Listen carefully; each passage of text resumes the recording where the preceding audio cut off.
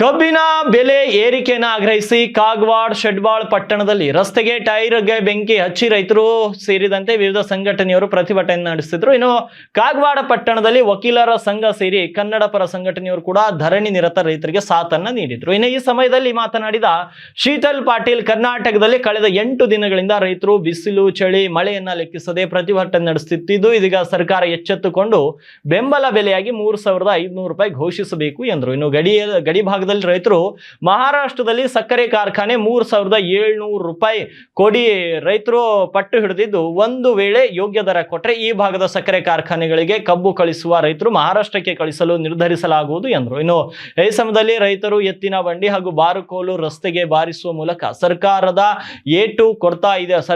ಏಟು ಕೊಡ್ತಾ ಇದ್ದೇವೆ ಅಂತ ಪ್ರತಿಭಟನೆಯನ್ನು ನಡೆಸಿದ್ದಾರೆ. 3,652 ಡಿಕ್ಲೇರ್ ಮಾಡಿದ ಒಂದು ಸಕ್ಕರೆ ಕಾರ್ಖಾನೆ 3,614 ಮಾಡಿದರು. ಈಗಾಗಲೇ ಸುಮಾರು ಸಕ್ಕರೆ ಕಾರ್ಖಾನೆಗಳು 32-33 ಏನಿತ್ತು 3,500 ಕೂಡ ಇವತ್ತು 1-2-3 ಸಕ್ಕರೆ ಕಾರ್ಖಾನೆಗಳು ಡಿಕ್ಲೇರ್ ಮಾಡ್ತಾ ಇದ್ದಾರೆ. ಆದ್ರೆ ಶೇತಕರಿ ಸಂಘಟನೆದವರ ಬೇಡಿಕೆ ಏನೈತಪ್ಪ ಅಂತಂದ್ರೆ 3,751 ಬೇಡಿಕೆ ಐತಿ. ಮಹಾರಾಷ್ಟ್ರದ ಶೇತಕರಿ ಸಂಘಟನೆಯವರು ಅವ್ರ ನಿರ್ಣಯ ತಗೋಬಹುದು.